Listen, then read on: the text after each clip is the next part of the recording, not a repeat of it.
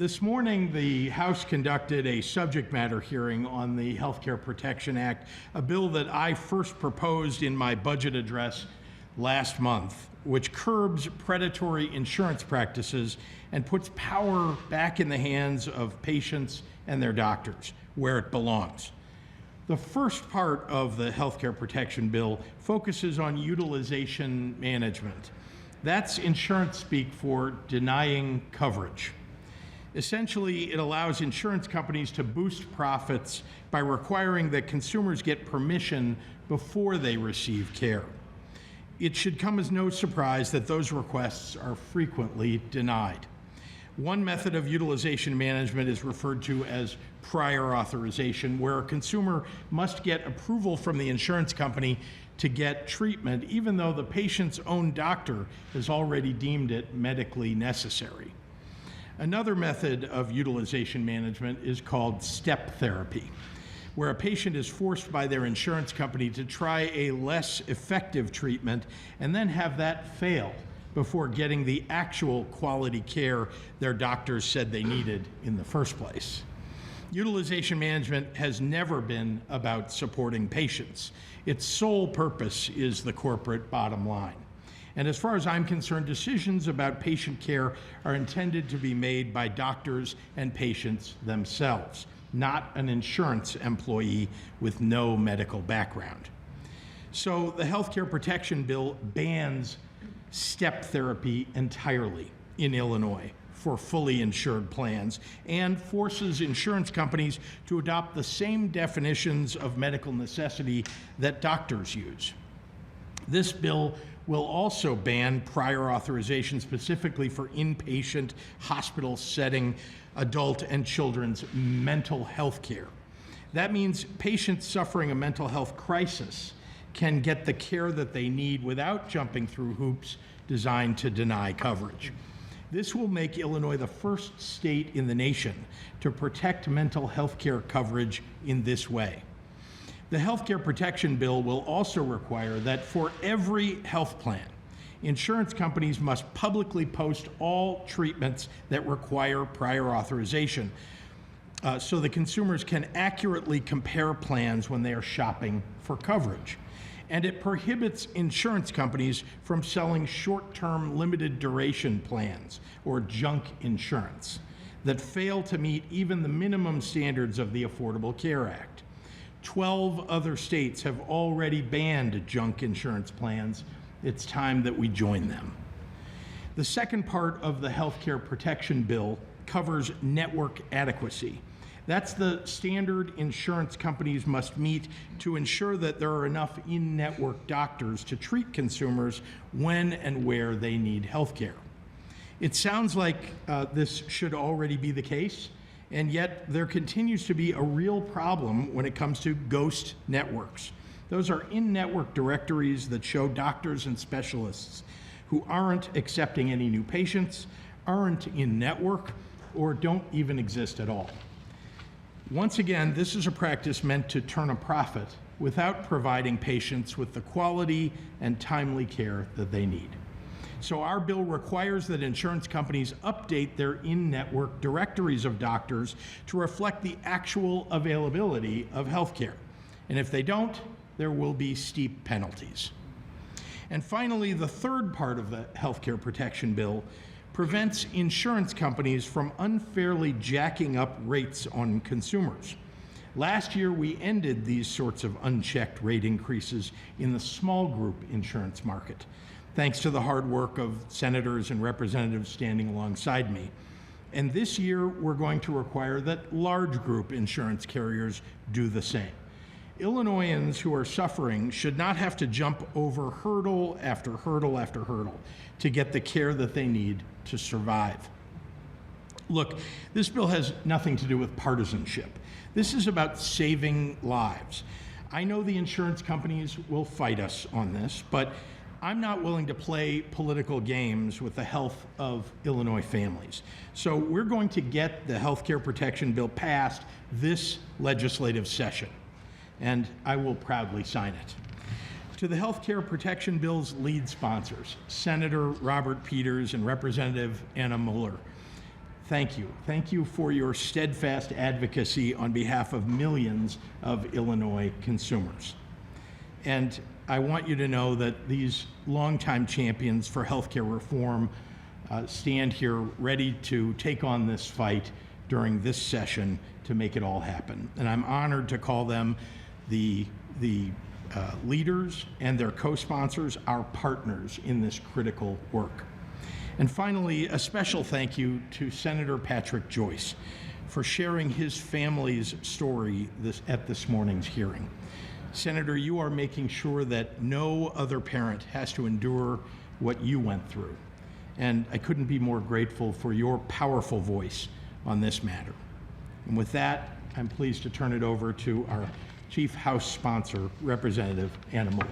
Anna? Thank you. Good morning. Governor Pritzker, I am incredibly grateful for you bringing this important issue forward this year. As the state representative for the 43rd District for the past 10 years, health insurance problems and access to health care are one of the more problematic issues that constituents face in my district, and I know that they face this problem all over our state. Oftentimes, accessing care is because of obstacles that insurance companies have put into place to prevent consumers from getting the care that they need. This important legislation will eliminate many of those obstacles. Governor Pritzker outlined them just before my remarks. We need to make sure that insurance companies cannot deny, delay, and reject care for patients when they need it. We need to ensure that when patients are having mental health crises, that they can access the care that they need and not be denied care because of insurance policies. We need to ensure that we are regulating and eliminating junk policies that don't cover basic treatments when people need access to care. And we need to ensure that when patients need to access a doctor, they don't confront ghost networks where providers and specialists and hospitals don't have the capability or the capacity to provide that care. This legislation includes common sense controls on these practices to ensure that consumers in our state have the access to care that their doctors have prescribed. We will be working with the insurance industry over the coming weeks to ensure that we are addressing their concerns, but we know that this is reforms that are a long time coming in our state, and we know that health care is an important right for all of our citizens, and that it's been denied because of the obstacles that have been put into place by our insurance industry. I look forward to working with my colleagues over the coming weeks, and again, appreciate the incredible leadership of our governor in bringing this issue forward. I'm proud to be the sponsor of this bill in the House, and I look forward to seeing its successful passage in the legislature. So thank you, and with that, I will turn it over to Senator Robert Peters.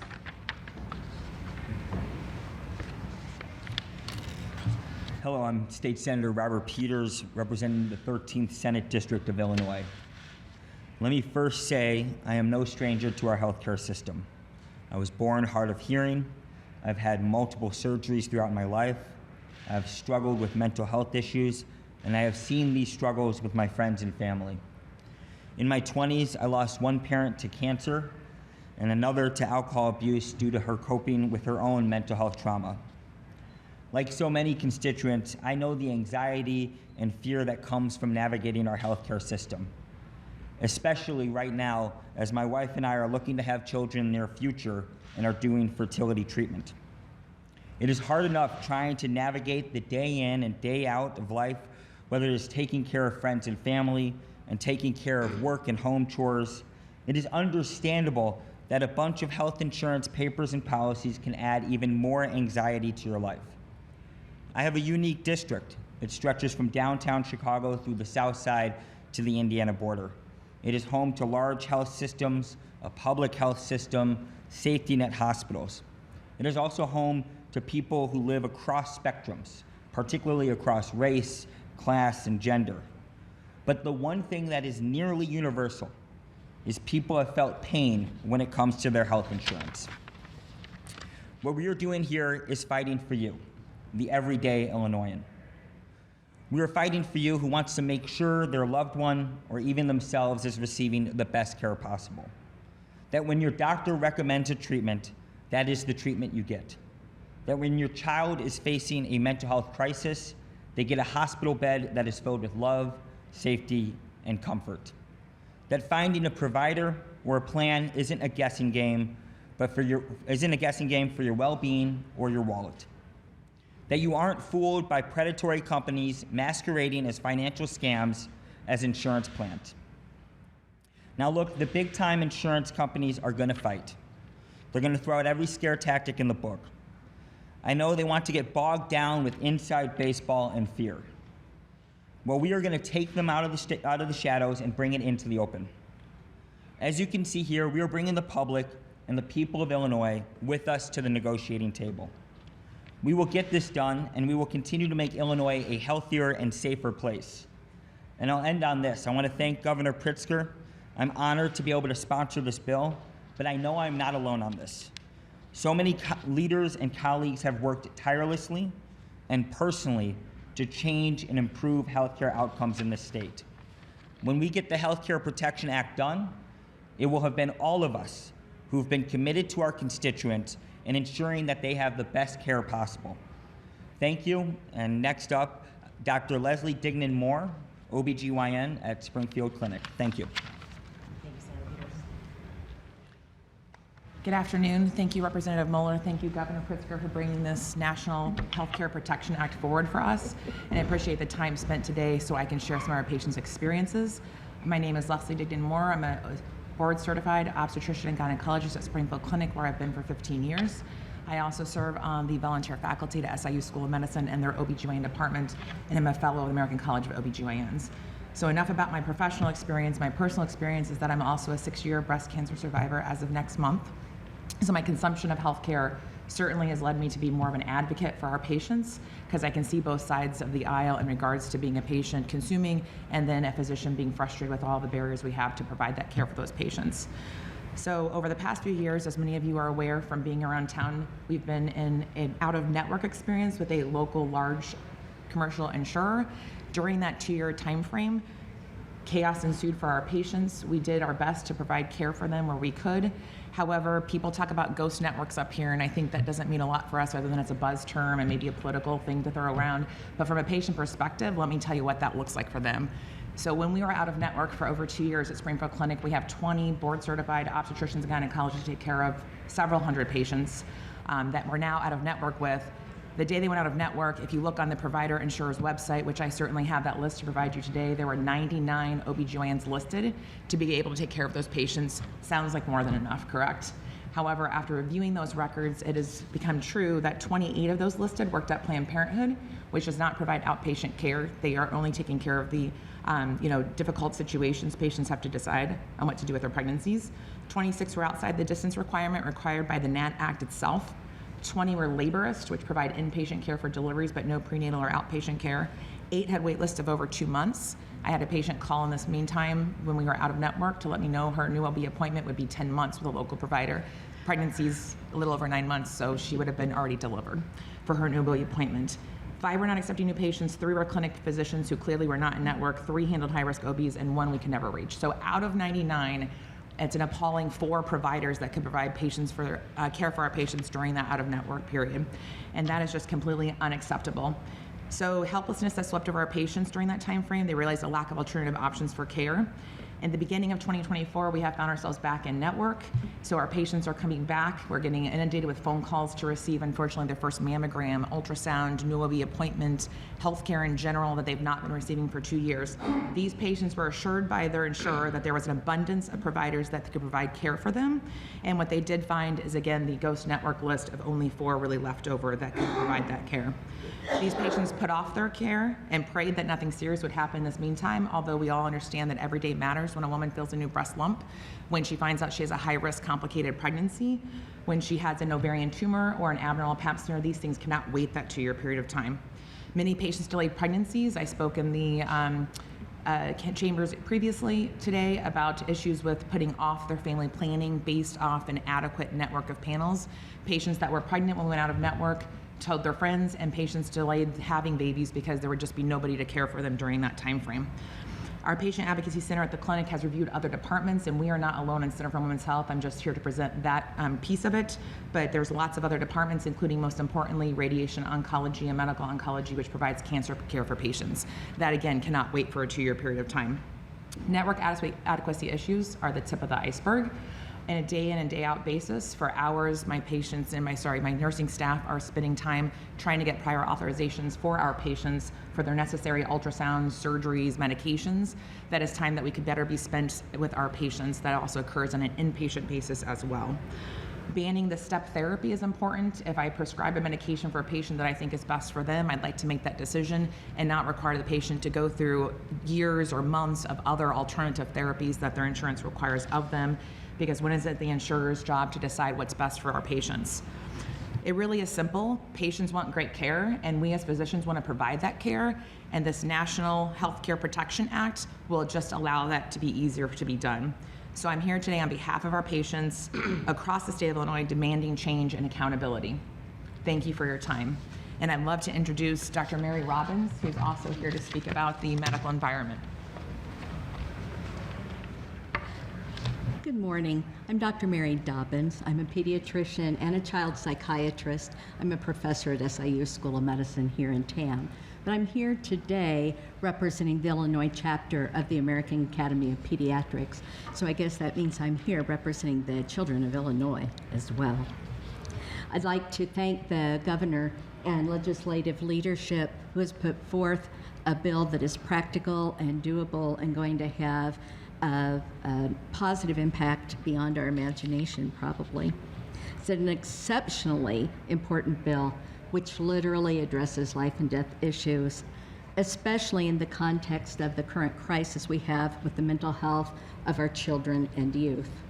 And that crisis is further compounded by the shortage of people in the workforce, that we don't have people to provide care to them or the agencies to help them.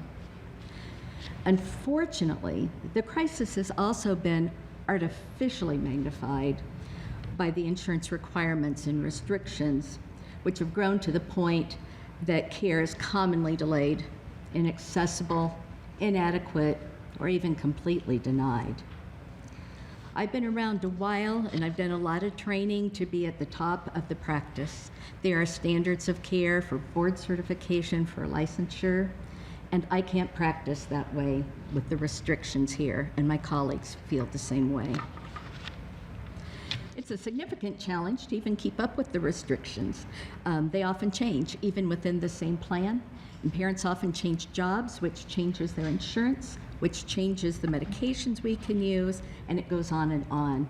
I've had multiple kids who've been stable on medications. When they weren't covered and they had to change, they destabilized and required more care and had horrible experiences.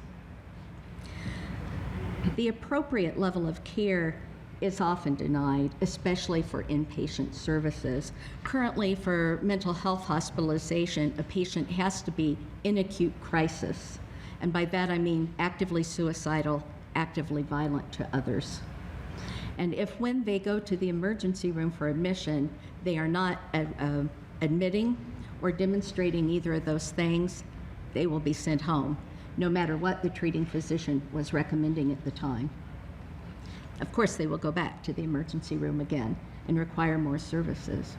What's especially frustrating about this is that a lot of the insurance review is done by people who are not physicians, or even if they have a physician review, they are typically adult physicians who may not give appropriate recommendations for children. And my colleague had one instance where she was told to do something that would have been very dangerous to the child if she had followed through. We've had a 12-year-old boy who was in the emergency room for 4 days because The available beds were already in a shortage, were filling up while they were awaiting pre-authorization. A 14-year-old patient was denied hospitalization because the suicide note her father had brought in had actually been written 3 days before.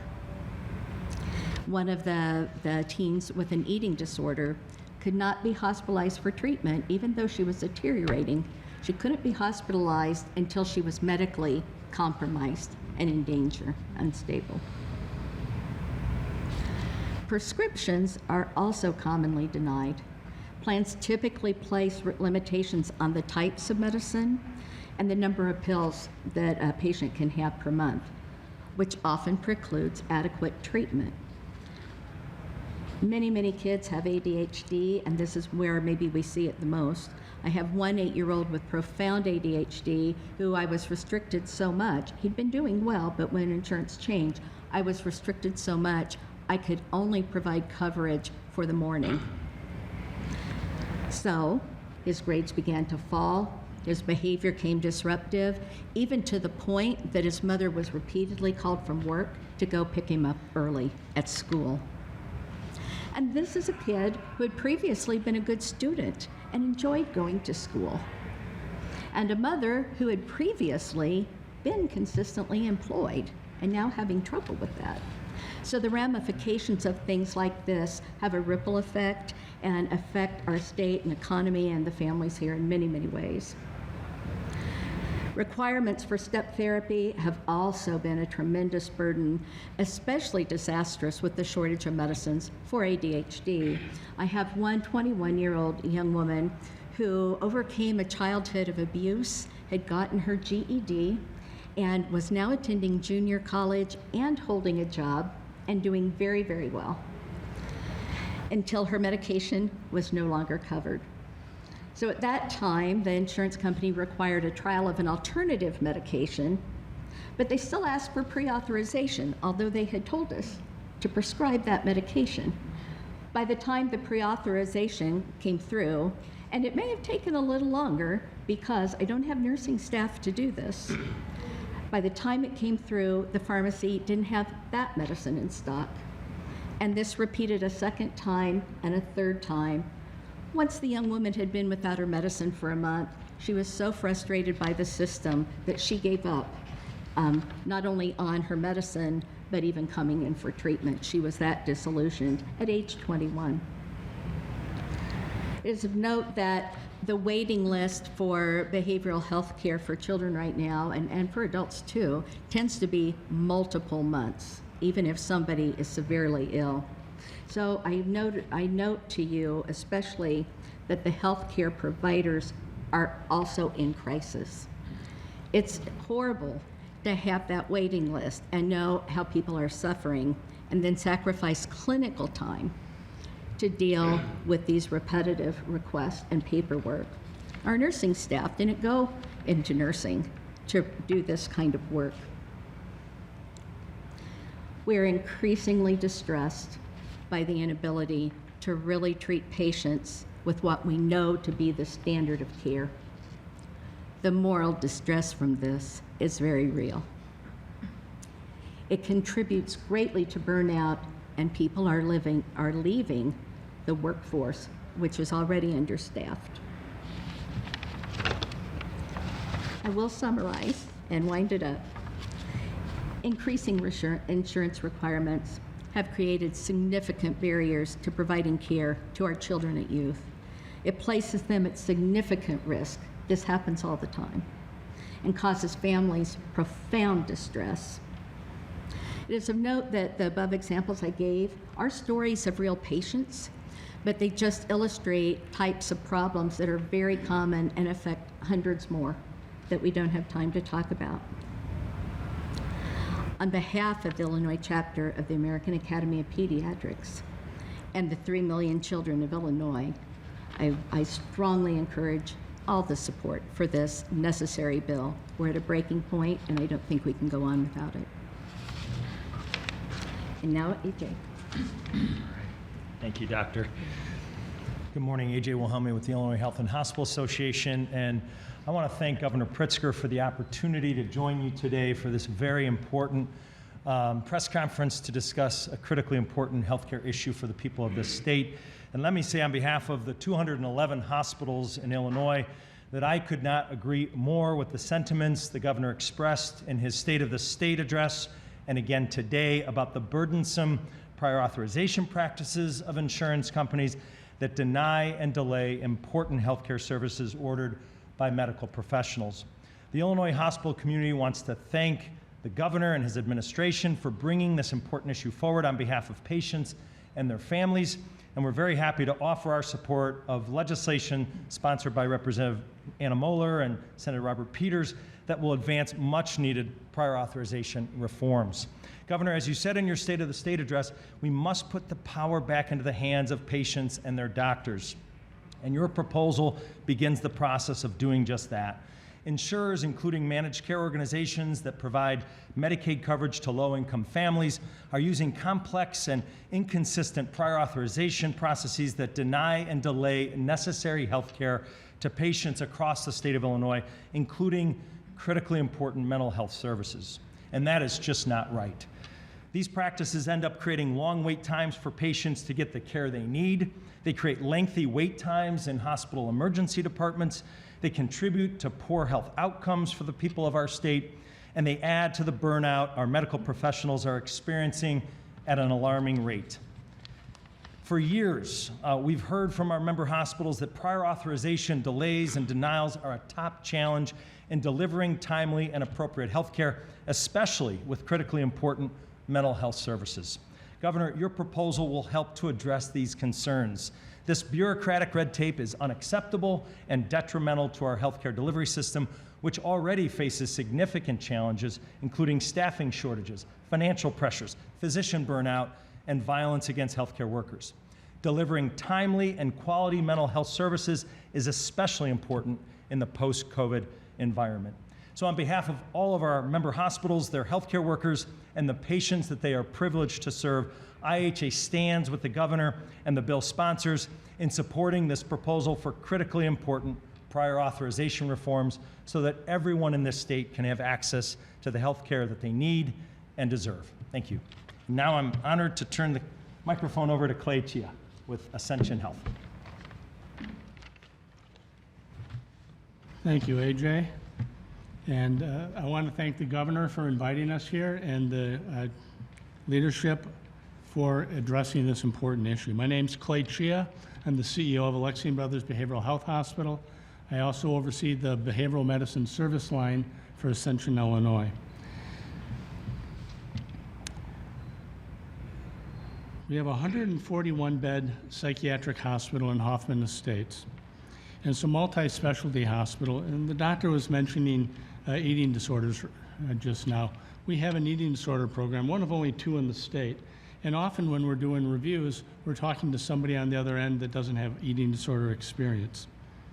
We operate a 24/7 intake department and logistics center that's open 24/7, and that's to accommodate patients needing transfers or admissions from all over the state.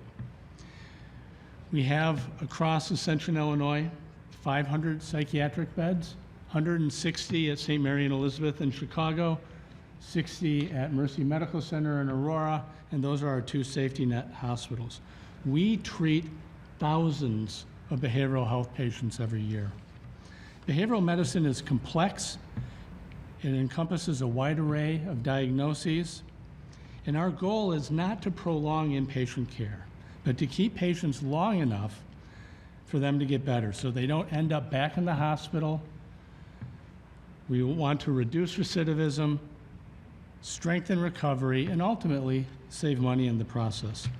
In some cases, patients require treatment past the original 2 to 3 days that are authorized. Unfortunately, securing the concurrent ongoing authorizations is time-consuming and burdensome. Often we're given a short window for our doctors. They have 10 minutes to make a phone call. If they miss that, it's denied. To make it relevant, on my way here this morning, On the 13th of March, we were told we have 3 patients that were admitted on the 5th. They were only covered through the 8th. We're notified on the 13th, which means now it has to go into full retro appeal and all of the resources that we need to put in to addressing that. Our patients need to be able to focus on recovery and getting better. They don't need to be worried about whether their insurance is going to cover their care. Behavioral medicine needs are ongoing. They're coming out of the shadows. Stigma is dropping. What we do is critically important. And I tell people this all the time. It's a science. People get better. They do. Illinois Ascension is one of the largest providers of behavioral health care in the state. Our hospitals provide care to the most vulnerable members of our communities, and we're privileged to serve them. Being able to provide that care uninterrupted for inpatient services, not restrictive to prior authorization or concurrent review, is what will allow us to more effectively address the needs in the right setting at the right time. So I want to thank the governor for inviting us here, and I fully support the Health Care Protection Act. Thank you, and at this point I'd like to invite Stephanie Altman up. Thank you so much. My name is Stephanie Altman. I'm the director of the Healthcare Justice Center at the Shriver Center on Poverty Law. Thank you so much to Governor Pritzker, Representative Moeller, Senator Peters, and their esteemed colleagues here today. The Shriver Center is an economic and racial justice organization. We represent low-income Illinois consumers who seek affordable, comprehensive healthcare coverage in the marketplace, in private insurance, and in Medicaid. And since the beginning of the Affordable Care Act, we've partnered with the state to train thousands of enrollment assisters and navigators throughout Illinois who help individuals enroll every day in coverage. We have advocated for many years for the provisions included in this bill because we know firsthand from working with consumers every day how important these measures will be to making insurance coverage more affordable and more accessible. We strongly support the ban on short-term limited duration junk insurance plans. These plans are commonly known as junk plans because they're heavily marketed to unsuspecting low-income consumers as an inexpensive alternative to marketplace coverage. The plan's marketing is misleading. As you heard today and the testimony during the hearing, they don't have the protections of the Affordable Care Act. They don't cover pre-existing conditions. They don't cover most necessary conditions, including behavioral health and reproductive care.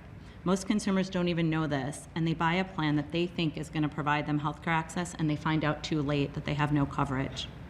We also strongly support the other provisions in the bill, including restrictions on the use of step therapy and prior authorization, which, as you've heard today, often are used by insurance companies just as cost-saving measures, with little or no regard to the opinion of the treating professionals who have already determined the cure is a medical necessity.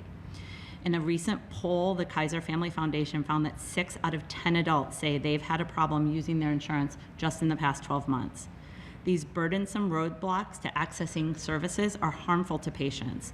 They delay care, they cause patients and their doctors to jump through unnecessary hoops with multiple calls to benefits managers and layers of insurance plan personnel, often just to use a medication that's already been working for them or to avoid trying over again a medication that already failed them. We also have clients who've tried to find doctors in their network through calling everyone in the provider directory for behavioral health and other specialty care, only to find the providers are not even listed and are no longer, the providers listed are no longer taking any new patients or not even in the network anymore. These kinds of ghost networks really disproportionately impact people of color, people who have limited English proficiency, and women who are often really seeking providers who are culturally competent and linguistically appropriate, and they choose plans with appropriate providers in the network only to find out those providers don't exist. This legislation will ensure that plans keep the directories up to date or face steep penalties. We believe the proposed changes to the law will so greatly benefit our clients' access to necessary health care, and they'll really properly weigh the treating physician's opinion in the care of their patients, which should always be paramount and be respected. On behalf of all our clients, we thank you so much for supporting this legislation. And I'll now turn it over to Governor Pritzker. Thank you. Thank you very much. I'm happy to take any questions from members of the, yes, ma'am. Sorry, what was the beginning of the question? What would be the state's role in addressing the measles outbreak in Chicago? we're already on top of that. I want to start by, I want to make sure you know all of what we're engaged in. First of all, I was the one who called the White House to make sure that the CDC would be coming to Chicago to advise and make sure that the actions that are being taken now are put in place. Second, our IDPH is working very closely assisting CDPH, Chicago Public Health Department, to address the challenges at the shelters as well as across the city to make sure that we're providing more and more vaccinations for people who may not have already been vaccinated. As you know, most people are vaccinated when they're very young, and there are some people who have been, who never were vaccinated and discover that only now, hearing in the news about an outbreak one place or another, and of course the migrants who've shown up and refused to get vaccinated upon showing up.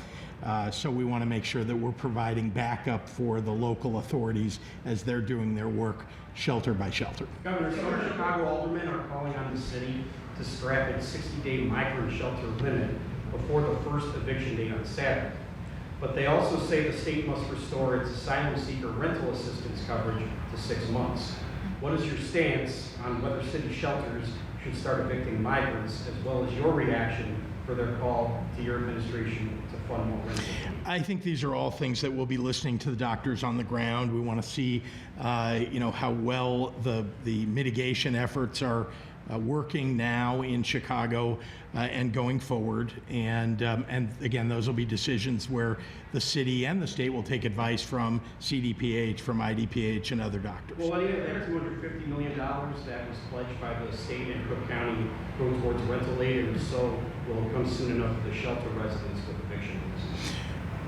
Oh, sure. I mean, remember, this is a comprehensive program. We want to make sure that, one of the big programs that the state is engaged in is making sure that at the other end, these are people who've been in temporary housing and temporary shelter, who we're attempting to help get some more permanent shelter, and that's one of the big parts of what the state provides. Make sure you understand that the Cook County Health and the county itself has been a principal provider of health care for people who are in shelters and those who are moving into more permanent situations. So, portion of the $250 million that we've talked about will, of course, go to that. It's a comprehensive program. We're trying to cover the needs. These are just basic needs. I know there are people out there that want to claim that we're providing some Cadillac coverage for everybody, or they're all going to be living in the Four Seasons or the Ritz-Carlton or something. Not at all. This is an efficient an effective program that we think takes into account limiting appropriate amounts of taxpayer dollars, but making sure that we're keeping everybody safe and healthy, and of course maintaining our status as a city and a state that cares for people who are here in our midst. Dave Dahl. Thank you. The election's coming up in a few days. What competitive Illinois races next Tuesday interest you? Well, I'll be watching all of them. I'm not going to name any particular one. There are an awful lot on the ballot. I already voted by mail, encouraged my kids to vote by mail, and I think they've probably already done that. I need to make calls, though, to make sure. And so obviously we have important races. I live in Chicago and Cook County. There are a bunch of races going on there, as well as the statewide race for Supreme Court and state Senate and House races that are going on, not to mention a couple of U.S. congressional primaries that I'll be following. So it'll be an interesting Tuesday for all of us. Sorry, let's call on somebody else. Sorry? Your law was deemed unconstitutional by a Madison County judge. It's a law where different venues is venue limiting, where you can only hear constitutional cases in Cook County and Sangamon County. Your reaction? Well, first, let's characterize it properly. It's our law in the state of Illinois, and my reaction is it'll obviously run through the court system. I signed it. I think it's something that makes sense for just organizing the court system. So there's a lot of venue shopping going on by people who are just trying to find a friendly judge here or there. The experts that are in the two venues that have been designated seem like they have handled constitutional related cases more than any others, and so it makes sense to me to have those cases run through. Yes, sir. Hey, Governor. Hey, so the insurance reform that you're talking about today, a lot of it does not apply to the Medicaid program. I was curious if you could talk a little bit of why that was the decision, and are you looking at amending any of the language to include more of the program in some of these reports? Well, the challenges that we're talking about, prior authorization, the step therapy, this is the private insurance companies that are profiting mightily from this are the ones that we're really paying attention to with this legislation, making sure that we're giving access to everybody who is otherwise being denied by these very profitable insurance companies.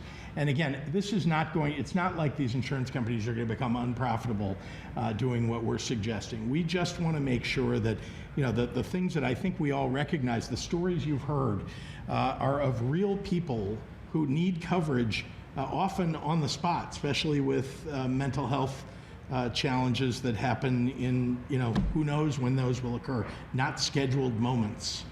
And so that's what we're focused on. And obviously, we're constantly looking at what kind of Medicaid coverage we can expand and where and who needs what. But, we want to make sure that Medicaid recipients receive good, excellent, in fact, health care, just like people who have private insurance.